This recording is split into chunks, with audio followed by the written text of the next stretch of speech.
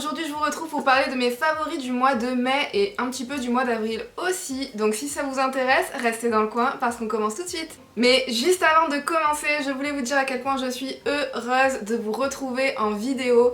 Vous l'avez sûrement remarqué, mais ces dernières semaines, j'ai vraiment été très peu présente sur YouTube. Et c'est tout simplement parce que j'ai eu des soucis avec mon matériel pour vous tourner des nouvelles vidéos. Mais là, a priori, tout est bon, tout est rentré dans l'ordre, donc je vais pouvoir reprendre mon rythme normal et mon rythme habituel de vidéos, c'est-à-dire que je vais vous poster des vidéos 2 fois par semaine, des vidéos beauté. Donc si c'est le genre de choses qui vous plaît, n'hésitez pas à vous abonner. Et j'en profite aussi très rapidement pour vous remercier parce que peut-être que moi je n'ai pas été très présente sur YouTube, mais vous l'avez été. On a dépassé les 500 abonnés sur la chaîne et vous pouvez pas savoir à quel point je suis ravie. Merci beaucoup de votre soutien, merci beaucoup d'être là. Donc j'en profite pour souhaiter la bienvenue à toutes les nouvelles qui ont rejoint ma chaîne entre temps. J'en profite aussi pour faire un petit coucou et un gros bisou à toutes les anciennes qui ont continué d'être présentes, à me soutenir avec des petits likes et avec des petits commentaires. Vous savez que j'adore papoter avec vous. Franchement, continuez, je vous le répète à chaque fois, mais vous êtes les meilleurs. Et sans plus tarder, je vais attaquer avec mes favoris du mois de mai et un petit peu du mois d'avril. Juste avant aussi de commencer, moi j'ai très envie de savoir quels ont été vos favoris de ces derniers mois. Vous me permettez très souvent de faire des découvertes qui sont très sympas, donc n'hésitez pas, laissez-moi tout ça dans les commentaires. Et je vais attaquer tout de suite, et je vais attaquer par une catégorie que j'ai jamais eu trop l'habitude de vous présenter dans mes vidéos favoris. Et je sais que ça va faire plaisir à certaines d'entre vous qui me demandent énormément de vous présenter des soins. Et je vais vous présenter quelques soins puisque donc pendant la période, c'était surtout au mois d'avril où on est vraiment très peu, voire quasiment pas du tout sorti de chez nous. Je sais pas pour vous, mais moi j'en ai profité pour faire une énorme pause au niveau du maquillage. Je me suis vraiment très peu maquillée, voire quasiment pas du tout maquillée. Donc j'en ai profité un petit peu pour me concentrer sur les soins et pour m'occuper un petit peu de ma peau. Et il y a 2 produits orientés soins que j'ai vraiment adoré découvrir au cours de ces derniers mois.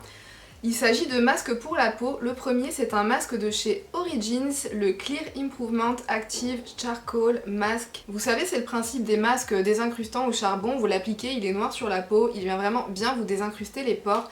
Et celui-ci, je l'aime vraiment beaucoup. Vous sentez vraiment qu'il est actif, vous sentez vraiment qu'il vient purifier votre peau. L'odeur est assez agréable et au niveau de la pose, ce qui est vraiment super, c'est que c'est pas un masque qui va se dessécher énormément au fil du temps. C'est un masque qui va rester quand même assez...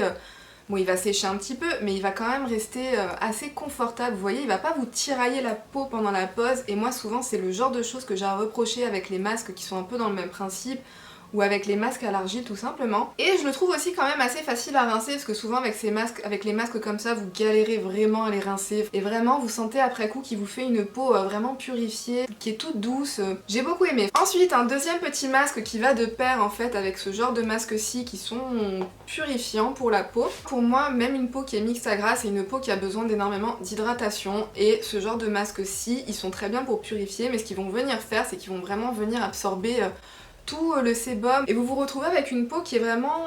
qui manque un petit peu d'hydratation. Alors attention, celui-ci, votre peau ne tiraille vraiment pas après l'application, mais quand même, moi après ce genre de masque-ci, j'aime venir réhydrater avec des masques comme celui-là. Je vous ai même pas dit le nom, c'est celui-ci, un masque de La Roche-Posay.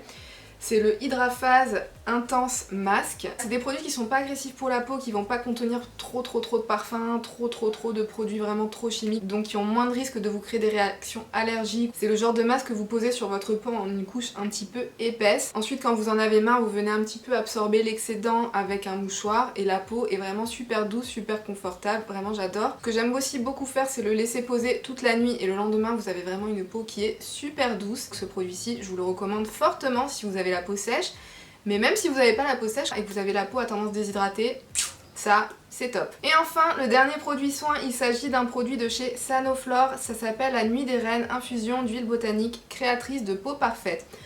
En fait ça c'est tout simplement un petit mélange d'huile pour la peau. Vous venez en distribuer un petit peu quelques gouttes sur votre main, vous en mettez 2-3 gouttes. Moi la façon que j'ai de l'appliquer c'est que je viens réchauffer comme ça, après avoir mis 2-3 gouttes, je viens tapoter un petit peu partout sur mon visage. Et pour moi c'est très important, même avec une peau grasse, de venir bien nourrir et bien hydrater votre peau. Et ça c'est ce que ça va vous permettre de faire. Vous le mettez en sérum, moi je l'applique le soir parce que sinon pour la journée c'est vraiment un petit peu trop gras. Moi je le mets le soir juste avant de mettre ma crème hydratante. Et ça me donne une peau qui est vraiment super confortable. Celui-ci de chez Sanoflore, j'aime beaucoup la marque Sanoflore aussi. Il est vraiment très agréable et très nourrissant. Après il sera peut-être pas adapté pour la période un petit peu estivale à venir, mais en tout cas c'est vraiment un produit top.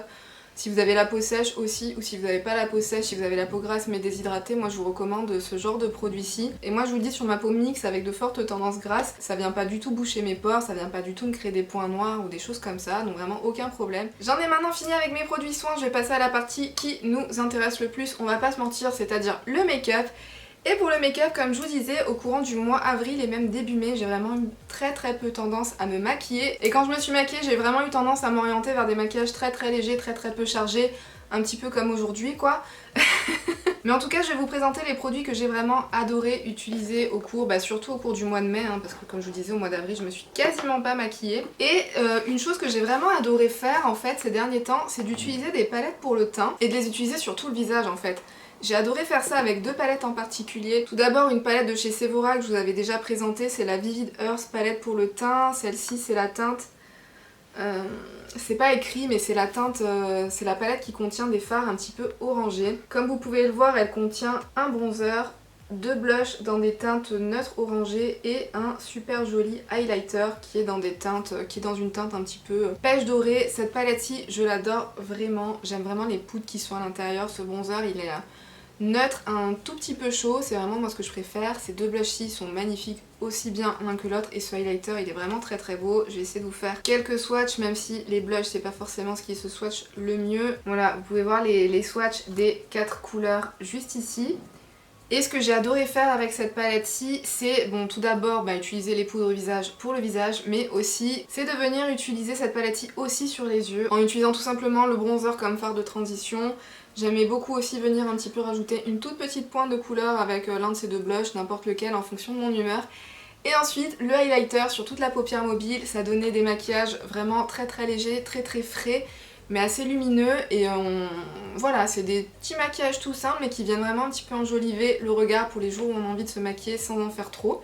Donc cette palette-ci, je la trouve top pour faire ça. Et une autre que j'ai adoré utiliser dans le même genre de principe, c'est une palette de chez Benefit, c'est la Cheek Leader Bronze Quad. Cette palette-ci en particulier, c'était l'édition limitée de l'année dernière, mais si je vous en parle quand même dans cette vidéo, c'est parce que Benefit a sorti le même genre de palette, exactement le même genre de palette ce printemps-ci, qui contient le Hoola, qui contient le Cookie et qui contient 3 autres blushs, je me rappelle plus lesquels. Il me semble que c'est 2 éditions limitées, le Georgia et le Sugar Bomb, et que le troisième c'est le fard Dallas. Mais voilà, avec ce genre de palette-ci, vous pouvez faire exactement le même principe qu'avec ça en fait. Donc c'est-à-dire les fards, les utiliser pour le visage parce que c'est leur première utilisation en fait. Et ensuite de venir faire un petit maquillage des yeux super facile. D'utiliser les bronzers en fard de transition, le fard à joues si on veut rajouter aussi un tout petit peu de couleur dans la transition. Et le highlighter, le Cookie, le venir le mettre sur la paupière mobile. Celui-ci il est vraiment super beau pour faire ça. Parce que franchement le Cookie c'est un highlighter qui est hyper intense. Je vous fais un petit swatch juste à côté du highlighter de Sephora. Hop, je vous ai fait un petit swatch juste ici, j'espère que vous le verrez bien, juste à côté du highlighter de la palette Sephora qui est juste là. Je pense qu'on peut voir qu'au niveau de la luminosité qu'il peut y avoir entre le Cookie et celui-là, il n'y a vraiment rien à voir. C'est un fard qui est super lumineux, donc c'est vraiment très joli appliqué sur la paupière. Ça a vraiment un super beau rendu pour vous faire un regard super frais. Autre produit teint que j'ai vraiment adoré, et ça je vous les avais montrés dans mon dernier haul. Alors mon dernier haul je l'ai publié il y a 2 semaines, mais il faut savoir que c'était des produits que j'ai reçus courant du mois de mars en fait. Donc il s'agit d'un bronzer et d'un blush de chez Colourpop. Donc le bronzer c'est le bronzer Talk to the Palm. Donc c'est un bronzer neutre qui tend très légèrement vers les tons chauds.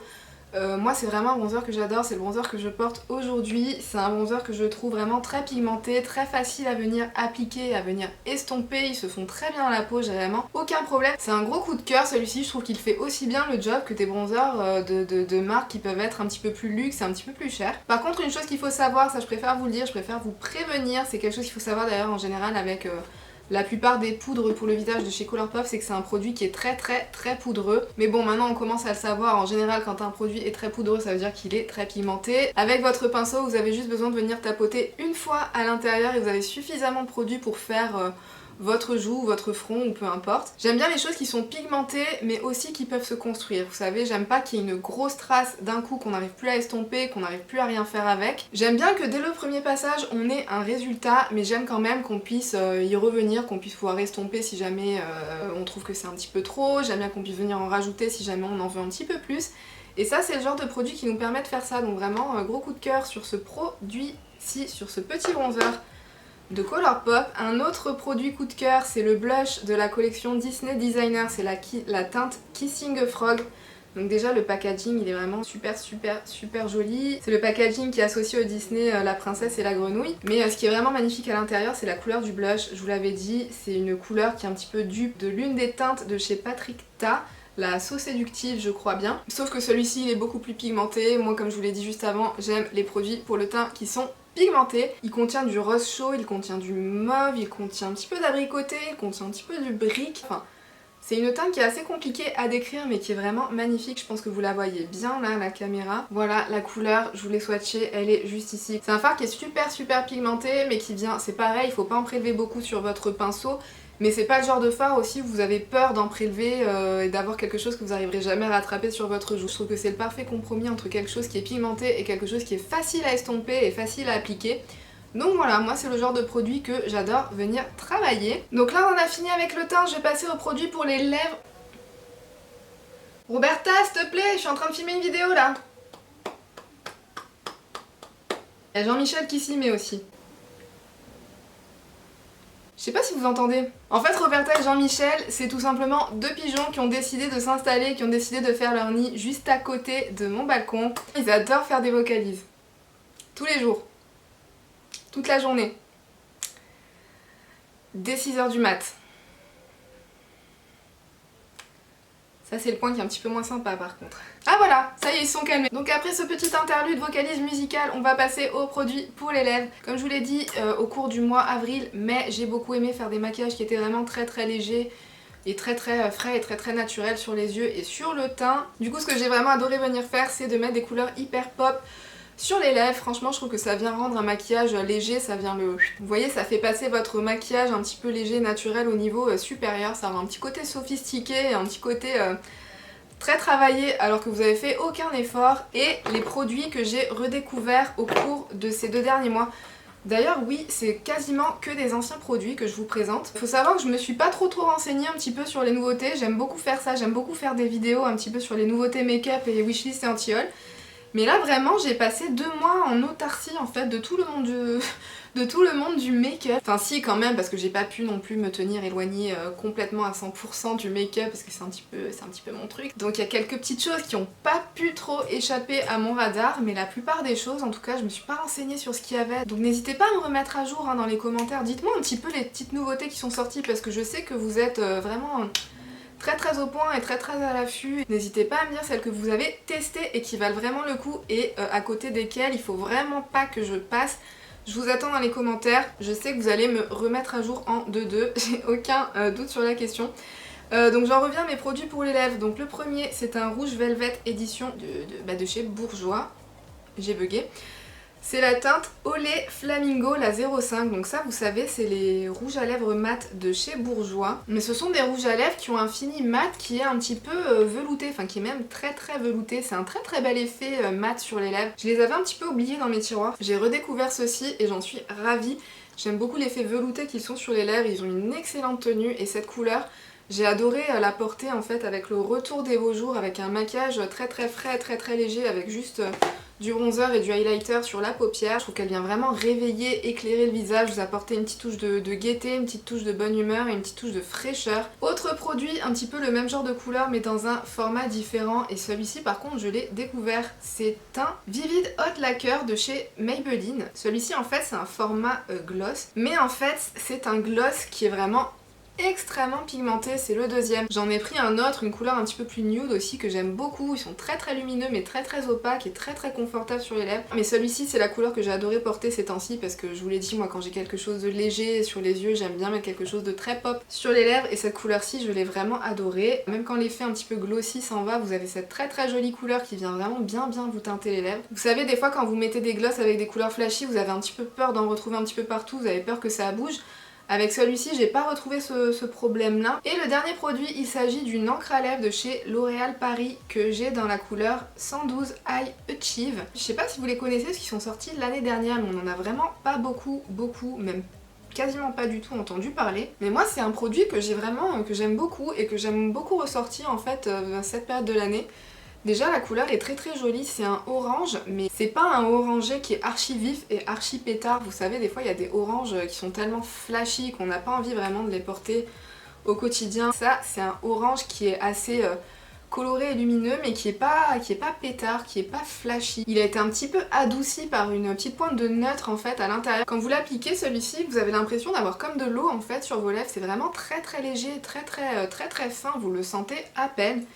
Donc du coup pour le confort je pense qu'on peut vraiment pas faire mieux. Et après quand il va sécher, il va vraiment venir teinter vos lèvres, hein, donc voilà, comme une encre à lèvres, mais en laissant une toute petite touche de brillance et de luminosité en fait sur vos lèvres. Ensuite on va passer aux palettes de fard à paupières, et ça il y en a quand même pas mal parce que ces dernières semaines avec le retour des beaux jours, tout ça, j'ai eu envie de sortir mes palettes de fard à paupières, j'ai eu à nouveau envie de me maquiller tout le temps, et j'avais tous les jours envie de sortir une nouvelle palette de fard à paupières. Tout d'abord j'ai la petite palette Mini Glam de chez Natasha Denona, celle-ci je vous en ai aussi quand même beaucoup parlé. C'est une palette que j'aime beaucoup, qui est très facile en fait à porter pour le quotidien. Quand on n'a pas envie de se prendre la tête, ça c'est top.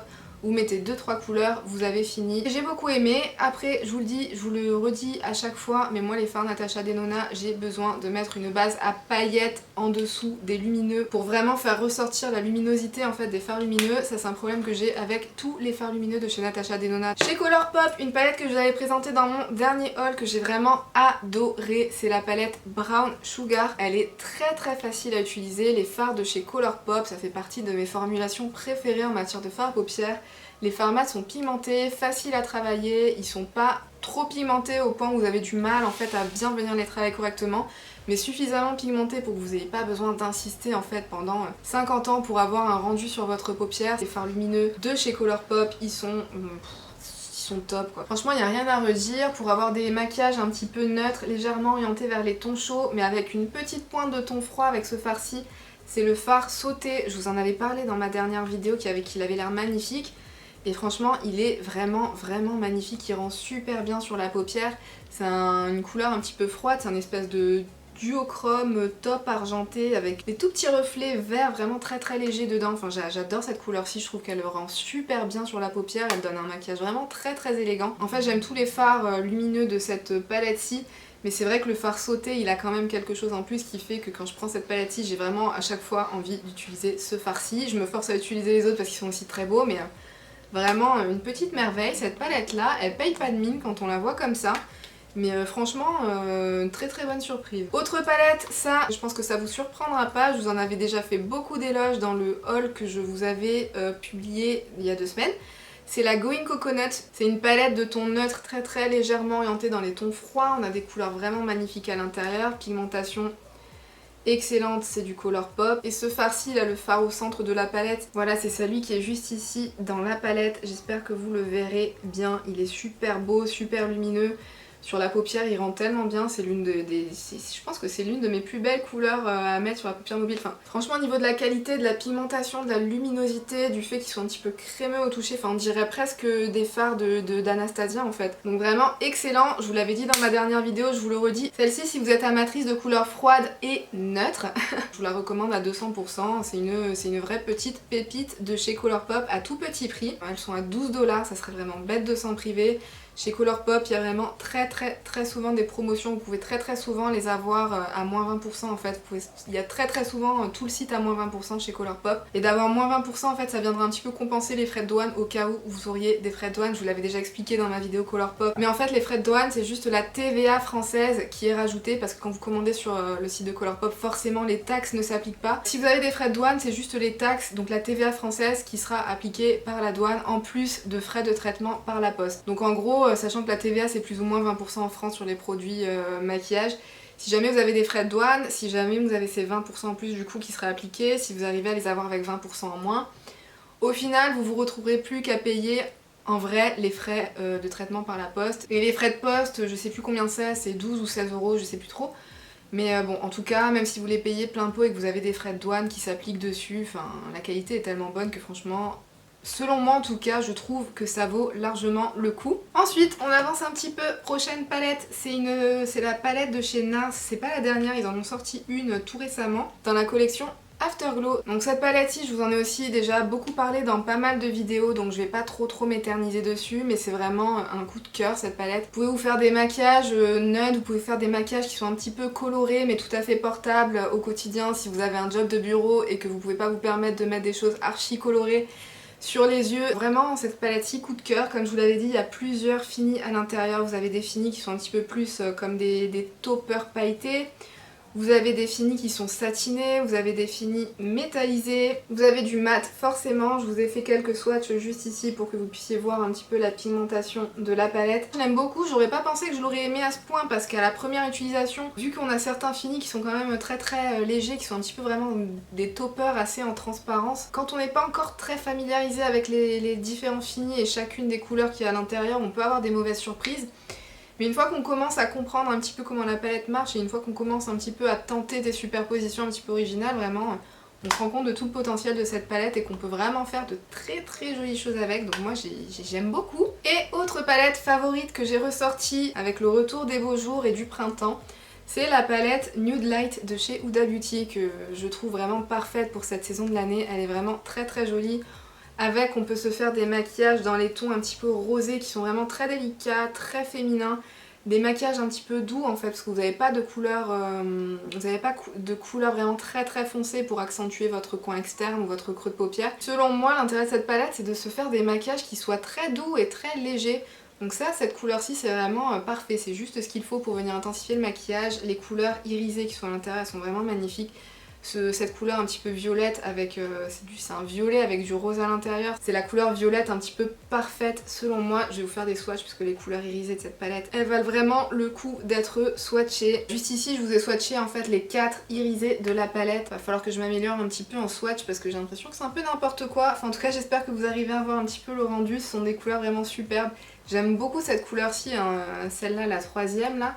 C'est un espèce de rose gold mais qui a un petit shift violet, un petit shift lilas à l'intérieur, vraiment super beau. Pour avoir des maquillages un petit peu frais, délicats et très féminins pour le printemps et pour les beaux jours, vraiment cette palette-ci. Et voilà les amis, c'était mes favoris du mois de mai et du mois d'avril. J'espère que ça vous a plu. Si c'est le cas, n'hésitez pas à liker la vidéo. Pensez à vous abonner si ce n'est pas déjà fait et que vous avez envie de revoir du contenu beauté en ma compagnie. Dites-moi dans les commentaires quels ont été vos favoris à vous au cours de ces derniers mois. Et sur ce, moi je vous fais d'énormes bisous et je vous dis à bientôt dans une prochaine vidéo.